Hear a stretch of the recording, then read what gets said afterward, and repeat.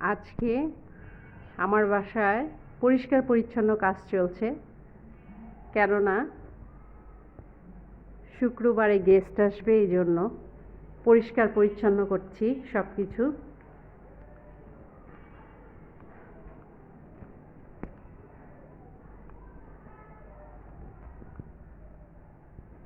সব কিছু পরিষ্কার করছি যাতে সেটা আপনাদের সাথে শেয়ার করলাম।